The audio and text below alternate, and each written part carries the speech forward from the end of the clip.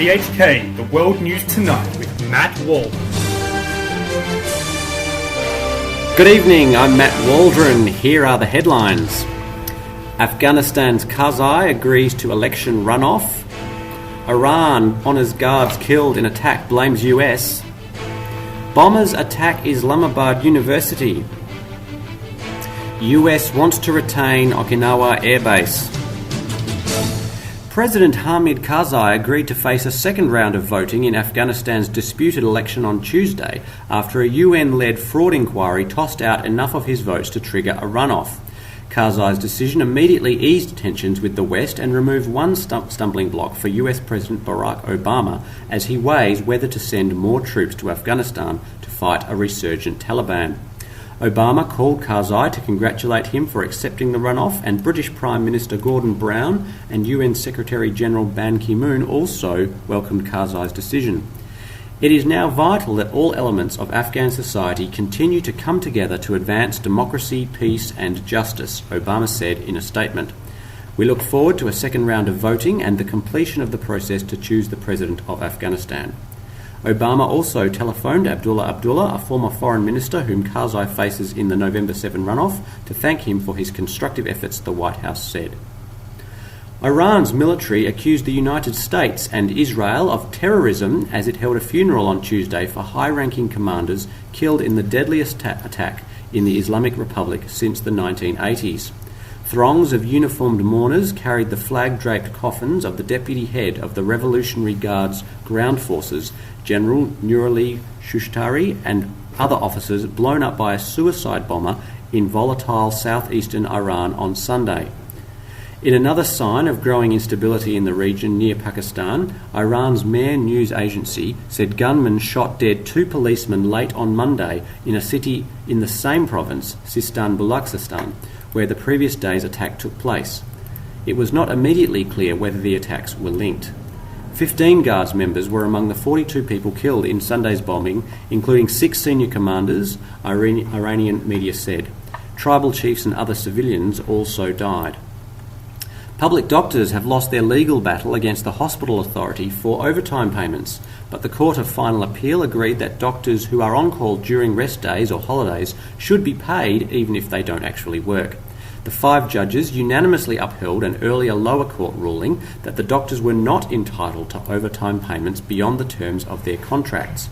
These stipulate that they must work 44 hours a week as well as doing overtime and performing on-call duties.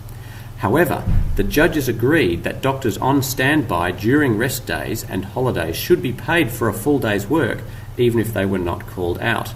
This is because they are required to remain within 30 minutes of a hospital and be available to respond to calls. The hospital authority had argued that doctors should only be paid according to how much work they actually performed, but this was rejected by the court.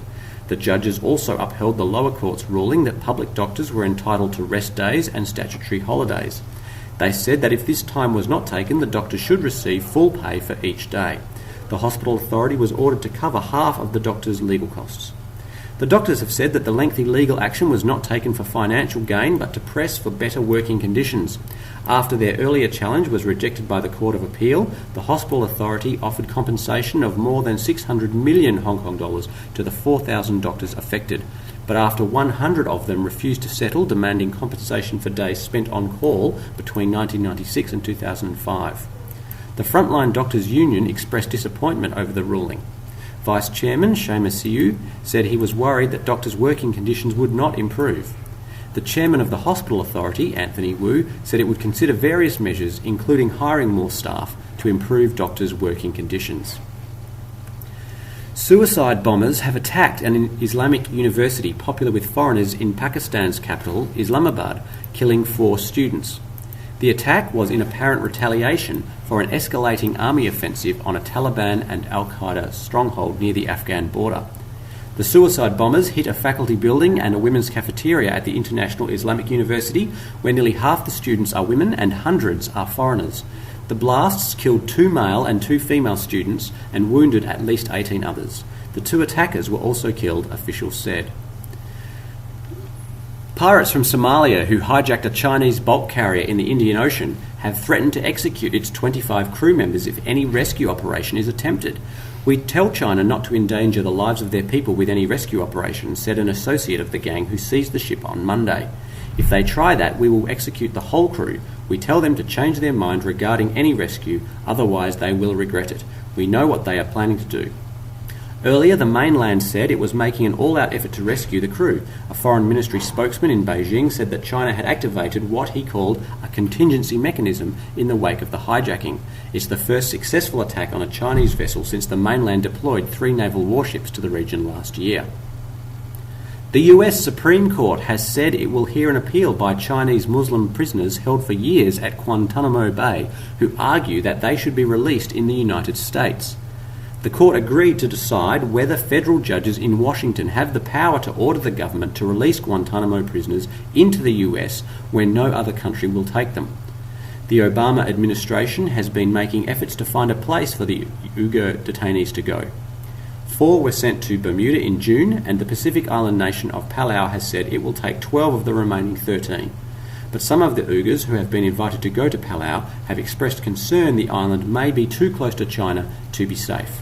China considers the Uyghurs to be separatists.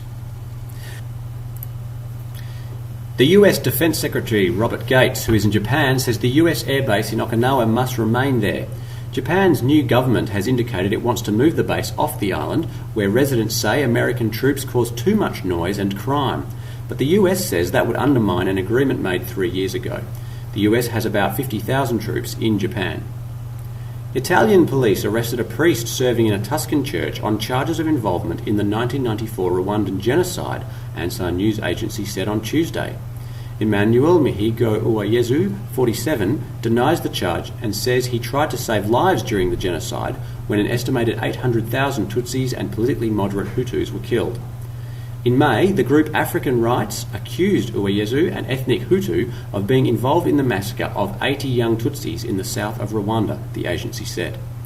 Uwayezu, who has worked in Italy for more than 12 years and serves as the deputy priest in a church in the Tuscan town of Empoli, was arrested on a warrant issued by Rwandan authorities.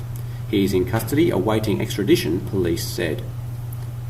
West Africa's regional bloc suspended Niger on Tuesday in protest against what it said were flawed parliamentary elections being held there.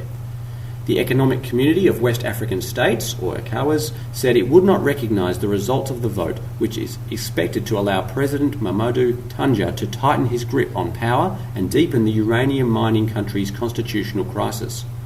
The holding of the elections is a clear move by the authorities in Niger to further entrench the constitutional illegality currently prevailing in the country, said a spokesman for Nigerian President Umaru Yar'Adua, who is ECOWAS chairman. Turnout for the election was patchy after the opposition called for a boycott of the vote. Tanja's second term in office was due to expire this year, but he defied domestic and international pressure and extended his mandate for a further 3 years and increased his presidential powers at the expense of parliaments. That's all the world news from DHK this Wednesday. Thanks for listening. Good night.